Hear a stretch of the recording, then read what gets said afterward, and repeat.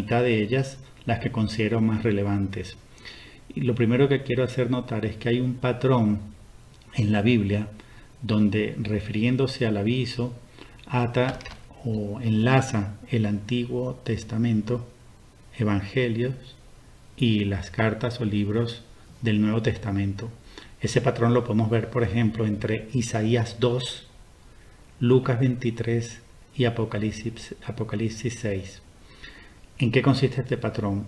Se nos muestra que el aviso tiene tres fases.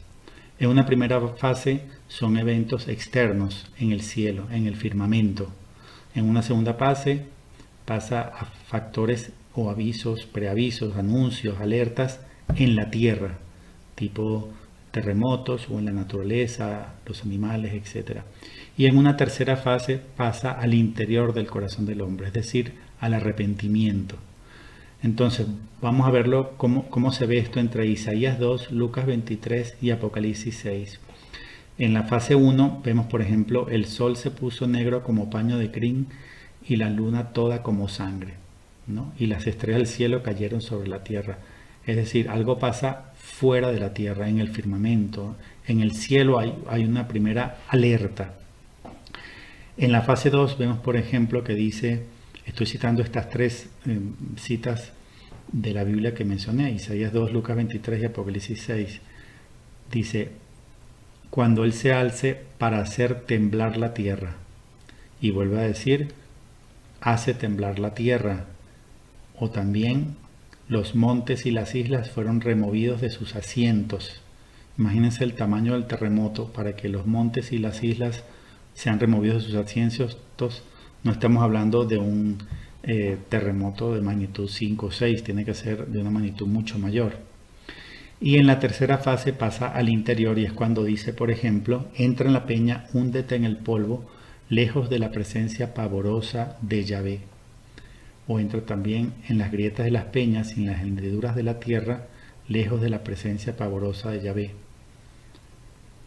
O también dice, entonces se pondrán a decir a los montes, caed sobre nosotros, y a las colinas, cubridnos. Y en Apocalipsis dicen a los montes y a las peñas, caed sobre nosotros y ocultarnos de la vista del que está sentado en el trono y de la cólera del Cordero. Lo que está queriendo decir es que va a haber un momento de arrepentimiento masivo de la humanidad, donde todos nos vamos a sentir así como trágame tierra. Es decir, preferimos que las peñas caigan sobre nosotros, preferimos estar hundidos en el polvo, estar debajo de las rocas, pero lejos de la vista de Dios, de la presencia pavorosa de Yahvé. ¿Por qué? Porque Él nos va a mostrar el estado de nuestra alma y muy posiblemente sea distinto a lo que pensamos, pues el autojuicio es normalmente errado. Pensamos que somos buenos, nos creemos buenos ante Dios y ante los hombres, pues Dios nos va a demostrar que no somos tan buenos y que nuestra alma no está tan sana como lo pensamos. Ahora, de estas tres citas voy a destacar en particular la de Lucas 23 porque nos da un indicio sobre el momento histórico en el que ocurre el aviso. Por eso la voy a leer completo, esta en particular. Lucas 23 del 27 al 30 dice, le seguía una gran multitud del pueblo y mujeres que se dolían y se lamentaban por él.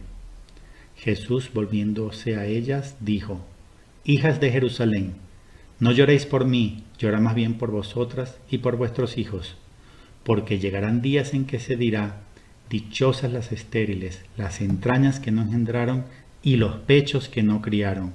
Entonces, en ese momento, se pondrán a decir a los montes, caed sobre nosotros, y a las colinas, cubridnos.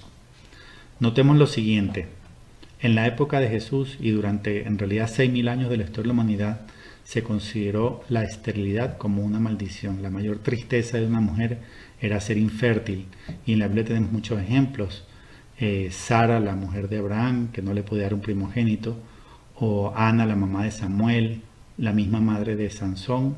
Y por último, pues también la madre de San Juan Bautista, ¿no? Entonces, estas personas sufrían enormemente por ser estériles. Si vemos el llanto de Ana en el templo, la mamá de Samuel, el dolor de esa mujer por ser estéril era la mayor tristeza, el mayor dolor de una mujer.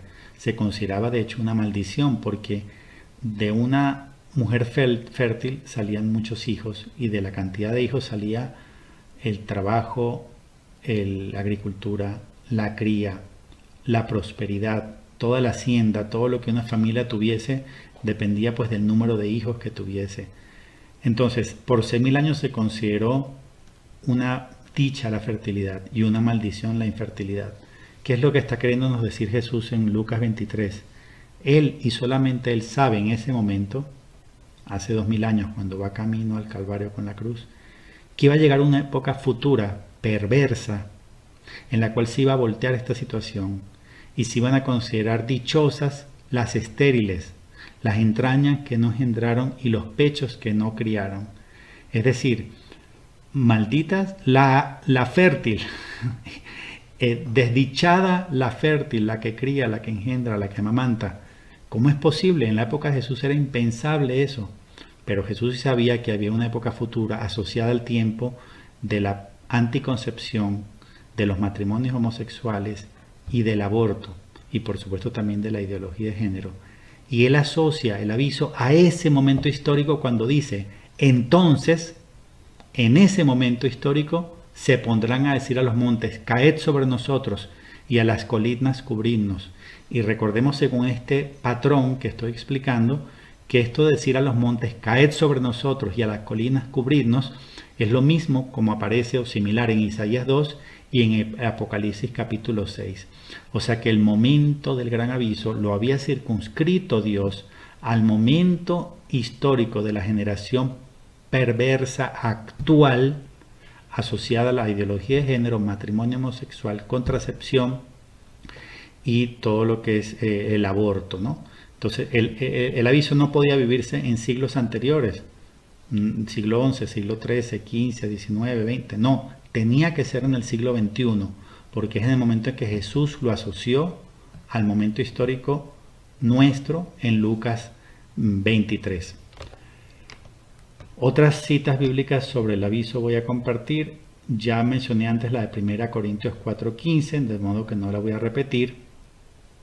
Pero también tenemos 1 Corintios 13:12 que dice, ahora vemos como un espejo en enigma, entonces veremos cara a cara. Ahora conozco de modo parcial, pero entonces como seré, como soy conocido. Fíjense que dice, conoceré como soy conocido.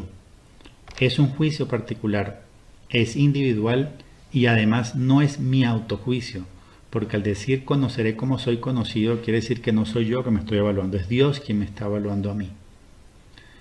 1 Corintios 14:25 dice, los secretos de su corazón quedarán al descubierto y postrado rostro en tierra adorará a Dios confesando que Dios está verdaderamente entre vosotros. Esto nos deja ver que no es el juicio final, no es el momento de la muerte, porque da oportunidad de arrepentirse, de postrarse en rostro en tierra y de confesar a Dios. Es decir, es un momento de arrepentimiento, no de muerte. No es el momento de la muerte, ni es el juicio universal. Daniel 12:10 dice, muchos serán lavados, blanqueados y purgados. Los impíos seguirán haciendo el mal. Esto se parece a lo que leímos antes de la cita de la carta de Conchita, porque al decir muchos serán lavados, blanqueados y purgados, significa que los buenos se santifican. Y cuando dice los impíos seguirán haciendo el mal, es lo que decía Conchita, el malvado seguirá haciendo el mal, pero por lo menos tiene una advertencia de Dios, de que le queda poco tiempo, de que queda poco para que venga el justo juez.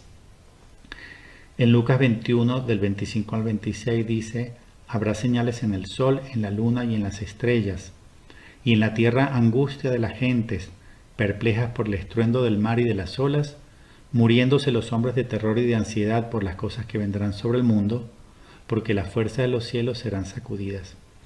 Aquí está refiriendo a esas señales cósmicas o externas, ¿no? en el firmamento, que son como por así decir la fase 1 del aviso.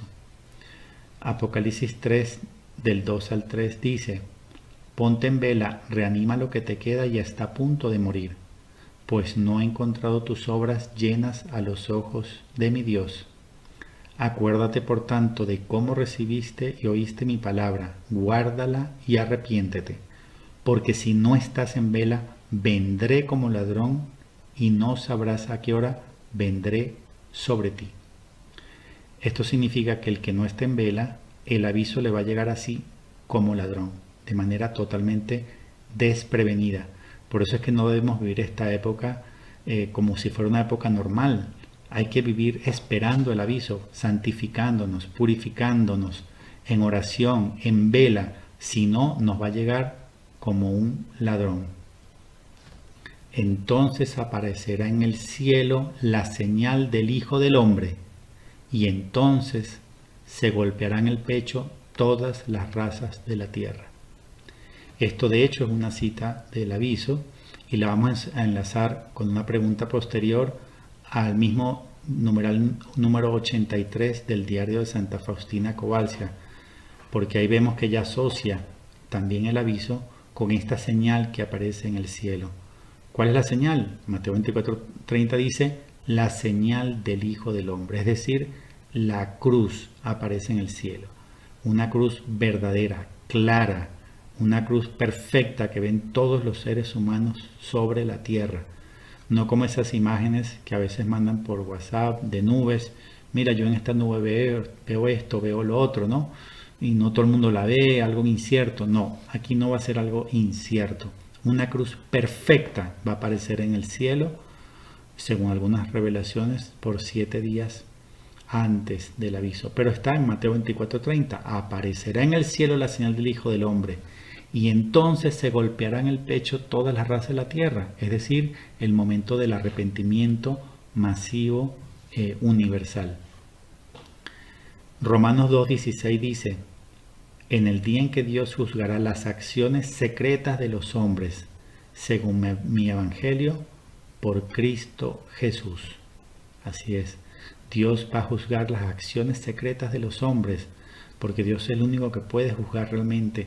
Ve dentro del corazón del hombre y no solo puede juzgar las acciones, sino las intenciones. También está Zacarías 12, del 8 al 4, que dice, aquel día me dispondré a destruir todas las naciones que vengan contra Jerusalén. Derramaré sobre la casa de David y sobre los habitantes de Jerusalén un espíritu de gracia y de oración. Mirarán hacia mí. En cuanto a aquel a quien traspasaron, harán lamentación por él como lamentación por hijo único, y le llorarán amargamente como se llora amargamente a un primogénito. Aquí muy posiblemente nos está dando una profecía sobre la conversión del pueblo de Israel, porque van a lamentar de haber aquel al que traspasaron, y lo van a lamentar como un primogénito, como hijo único. Van a reconocer que asesinaron a Dios, al Hijo de Dios, y van a llorar, a lamentarse por eso. Es decir, que el aviso muy posiblemente tenga que ver con la conversión de una parte del pueblo judío. Y también lo dice Apocalipsis 1:7. Mirad, viene acompañado de nubes, todo ojo le verá, hasta los que le traspasaron, y por él harán duelo todas las razas de la tierra. Entonces, estas son algunas de las citas del aviso. Hay otras, como digo en mi libro tengo 16, también pueden ver en mi página web el programa titulado Iluminación de las Conciencias, pero esto es un pequeño resumen de las más importantes citas bíblicas sobre el aviso.